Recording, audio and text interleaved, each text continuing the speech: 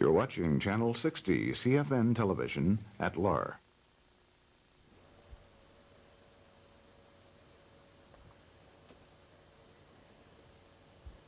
Hello, it's time once again for the Merchants Fair, and with me today is Ann Babin. She's the fair's convener. Good evening, Ann. Hello.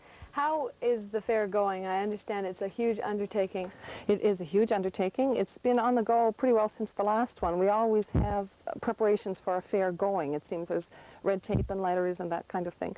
But since we're about 10 days away from it now, we've got things pretty well settled. So you have 2 fairs a year and it's just an ongoing process? Yes, it's our only money-raising project. It's all that we do to make the money for all the works that we do.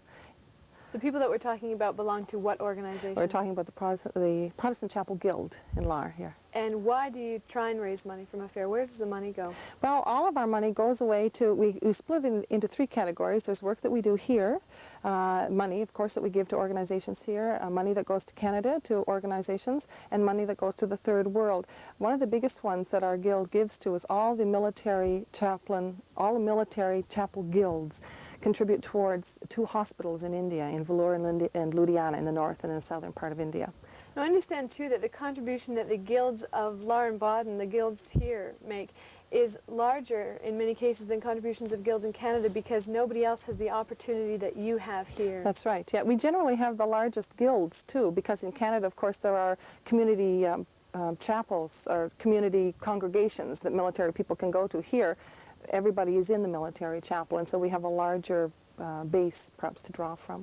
When we talk about a spring or fall merchants fair, for people who have not yet been to a fair, although it's hard to believe there are people that have not yet seen one, what should they expect? Well, the fair, essentially, we get about 50 merchants. The fall, we're looking at people buying Christmas gifts. We try to get merchants who will sell that kind of thing. The spring one, it's slightly different. Perhaps we have one merchant that is supposed to be bringing some Easter decorations and things. But it's things that you could buy, souvenir type things that you would like to buy. For example, the Bow and Malarai people are there, and a lot of people like to buy the umbrella stands or the painted wall plaques, as an example. The wood inlay people from Heidelberg are always there, Mr. Bernauer, and he has lovely, lovely work. A lot of people like to buy at least one before they go back to Canada. There's a new fellow this year from Holland with some paintings. I haven't seen any of his work, but I know he goes to the American fairs, and he does quite well.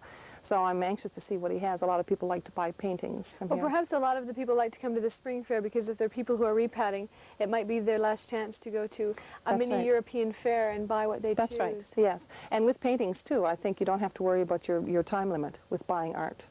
There are also very nice etchings, too, if you don't want to put out a lot of money for something for your wall, or some very nice etchings, too, that you can get for a much lesser price, but they're still every bit as nice. I have quite a few etchings myself. They're quite special. What about prices? How do people find your prices when they do go to the fair? Well, prices vary. Some things are, of course, lesser in price, and then other things are more. It's very difficult to say. I think if there's anything that sells at Canix that would be at our fair, people might find that it would be cheaper at Canix. I really don't know. I haven't priced. If that is the case, I think the merchant should be told. But for the most part, we try to get things that are reasonable prices. We're certainly not trying to up the prices to get the money. We have no control over what price the merchant sets on his merchandise, and we always explain to them that our people are a very consumer-wise community.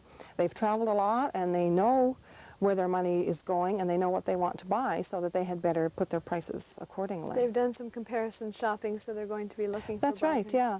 And I think the merchants are aware now, too, of the situation with the mark and the dollar.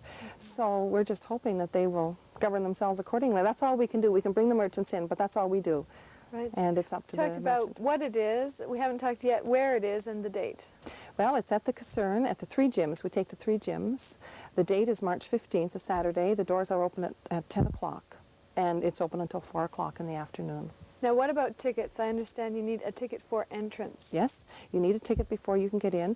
You can buy the ticket beforehand, which would be a very wise idea because there are a lot of people going to the fairs, and there's quite a crowd at 10 o'clock in the morning to get in the door. Right. The tickets can be bought at the grocery store the week previous. They'll be starting on the 10th, if that's a Monday. And 10th the of March. cost is? It's 1 mark for adults and 50 pfennigs for children. That's very reasonable. Children being children under the age of 12? Children under the age of 12 and children under 5 are admitted free. One thing we would like to ask if people please do not bring strollers with their toddlers or their infants in strollers. It's just that the strollers sometimes bump into things. Some of the merchants have their things down on the floor at floor level, and with the crowds that are in there, it's so easy to get bumped and things can get perhaps damaged. Now, something very important that we didn't necessarily mean to leave to the end, it's happened that way, volunteers. Without volunteers, it can't work. Volunteers How do I become are one of the essential parts of our fair. We really rely on the community to help out. And we have a person who's in charge of volunteers, Kathy Luton. Is her phone number coming through? Well, yes, give Yes. us her phone number, certainly. I have it here, 07821-1861.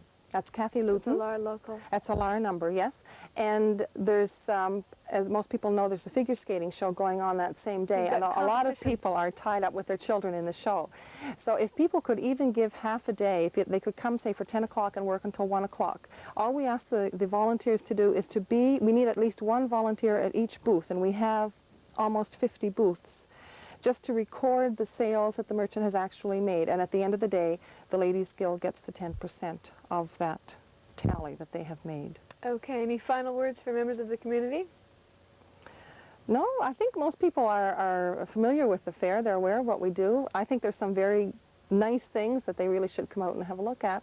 And it all goes to a very worthy cause. And it certainly goes to a worthy cause. The only money that we keep from it is the money that's necessary for running of it. The printing, we have to rent one of the gyms, necessary expenses like that. All the money goes. But you're not getting rich as the convener of the fair, Oh, I'm heavens, sure. no. No, we're not. Okay, thanks very much, Ann. Thank Ann you. Babin is the convener of the Spring Merchants Fair. It's happening Saturday, March 15th from 10 until 4 o'clock, and that's at the 3 gyms.